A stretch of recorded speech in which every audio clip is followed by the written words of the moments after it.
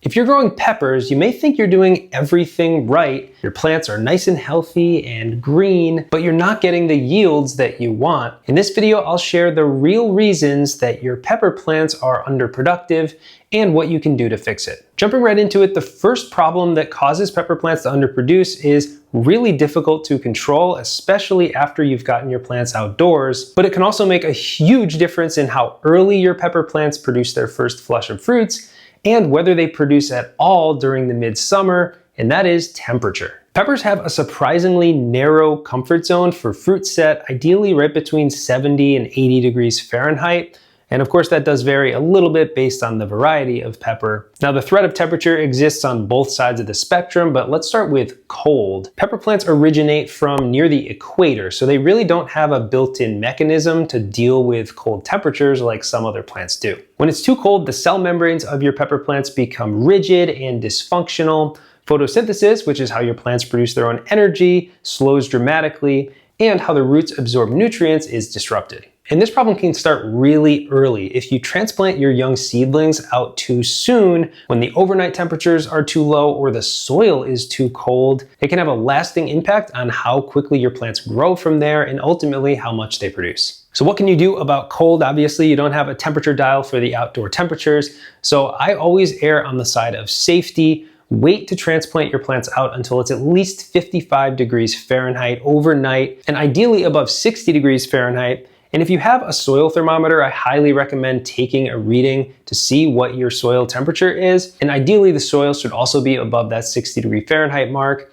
If it's not, you can help the soil warm up more quickly by removing any mulch from the surface. That way the sun can hit the soil directly and warm it up. Ultimately, it's always better to wait until it's properly warm before transplanting out. Even if you're well into June, which we often have to wait until June to transplant, you'll definitely get a better yield in the end by waiting. Now, during midsummer, the opposite end of the spectrum can become a problem: excessive heat. When it's really hot, peppers struggle to produce their flowers, and this always bothered me because peppers come from the warmest climate.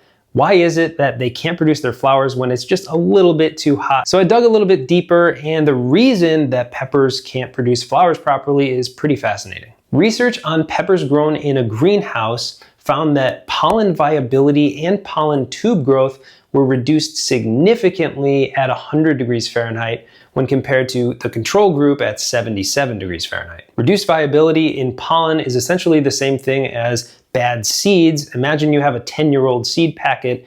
Germinating those seeds won't be as successful as a fresh packet. Also, at high temperatures, the stigma of the flowers was often misshapen and disformed, so even if pollen could get onto the stigma, it would have more trouble getting up the stigma where it needs to get to fertilize that flower and ultimately produce a pepper. All of these factors work together to significantly reduce fruit sets. Anyway, what can you actually do about high temperatures? Again, you can't change the outdoor temperatures, so in the midsummer, you really only need to worry when temperatures are getting above 90 degrees Fahrenheit, and it gets worse as that goes higher. So if you're growing in containers, you can just move those containers to a shadier location on hotter days. Watering your plants right at the root zone is really effective for reducing the temperature around the plants. The evaporation of that water is going to help keep the root zone relatively cool and also the canopy above. And if you live in the desert or somewhere where you get long periods of hot weather, you could consider installing some shade cloth like this here over your entire garden. Of course, that's much more of a commitment. Thankfully, normal flowering and fruiting will resume once the temperatures drop back. Before I get to the next issue, if you want to grow super healthy and productive pepper plants, even in small containers like this one,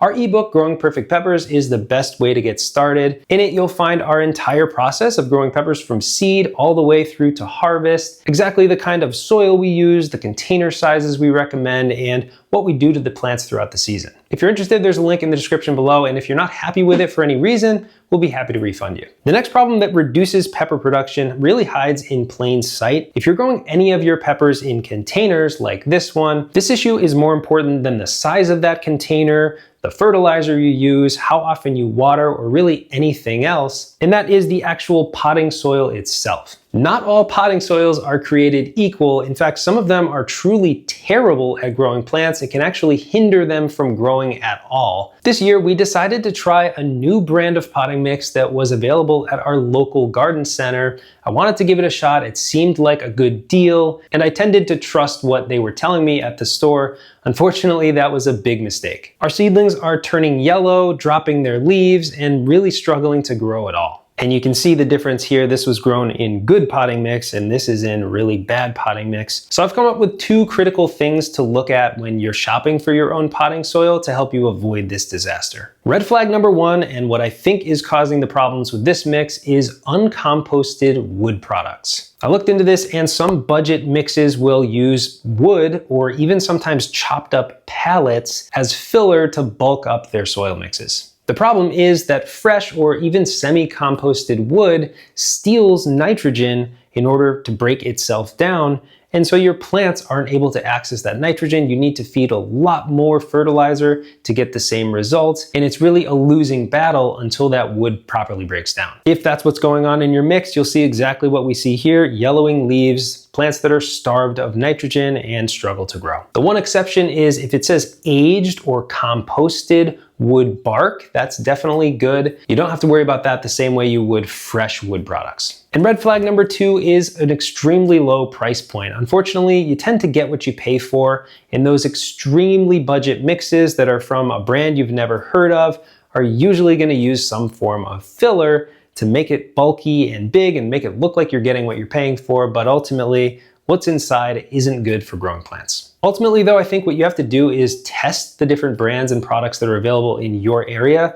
It is best to find them locally. One season, I would recommend just getting 1 or 2 bags of each potting soil that look good to you and see which one grows your pepper plants best. We did this test and actually uploaded a video on this channel all about it, and we ultimately found a winner that I wish we continued to use this season, and we'll definitely be going back to that next year. A couple other things on potting soil: you can make your own. It's actually really easy, and if you grow a lot of plants in containers, it's definitely worth it. You'll save a ton of money, probably around 50% off from what you'd pay for pre-blended potting mixes, and you'll get the same, if not better, results. We have a video on our other channel, Geeky Greenhouse, where we show you how to make a simple potting mix recipe that grows amazing plants. In fact, this plant is growing in it right now, and it's doing just fine. And if you don't grow in containers, you might ask, what's the equivalent of this problem for in-ground plants? And I would say that is not ever testing your in-ground soil. You should get a soil test at least 1 time if you grow in the ground. It'll tell you a ton. I guarantee you'll learn something interesting about your soil, and you'll be better educated about what needs to go into the soil instead of just guessing. Before I get to the final issue, a couple quick things that also cause pepper plants to underproduce. Number 1 is container size, and this is in a very small container, but you can see it's pretty productive. But I guarantee you, if I planted this in a container double the size or triple the size or 10 times the size, this would be a much larger plant with a much higher yield. Unless you're growing a dwarf pepper variety or something like that, the container size will have a direct correlation with the ultimate plant size and the yield as well. Poor watering habits can cause your plants to underproduce. If you're not watering frequently enough, especially if you're growing in a peat-based mix, that peat moss can become hydrophobic, meaning it will repel water. So when you water, it'll just sort of go around the edges of the pot and drain out the bottom and not properly hydrate the root system. So that can definitely lead to some problems with production. And growing in the shade is actually not as problematic as you might think. You need some sun, but if you have part shade, that's totally fine. In fact, a fully grown pepper can absorb tons of energy from just a few hours of sunlight. And then during that period of shade, the plant is still getting some energy from that ambient light. So don't let people scare you away from growing in partial shade. While full sun is better, you can definitely still grow some productive plants with only part sun. Now, this last problem that causes underproductive pepper plants sounds completely backwards because we actually recommend doing this regularly for your plants. But in this case, too much of a good thing can absolutely ruin your pepper plant's harvest, and that is overfeeding with nitrogen. Nitrogen is the #1 nutrient that you need to add for your plants to grow properly, and it's in virtually every fertilizer, but it's really important to look at the ratio of nitrogen when compared to the other primary ingredients, phosphorus and potassium. This one here has an even ratio of 4% nitrogen, phosphorus, and potassium, so it's a 4-4-4. The golden ratio I tend to follow is a 4-1-4, but you can go anywhere from that ratio all the way up to even 4:4:4. Now, problems can arise when you use products like blood meal all on their own.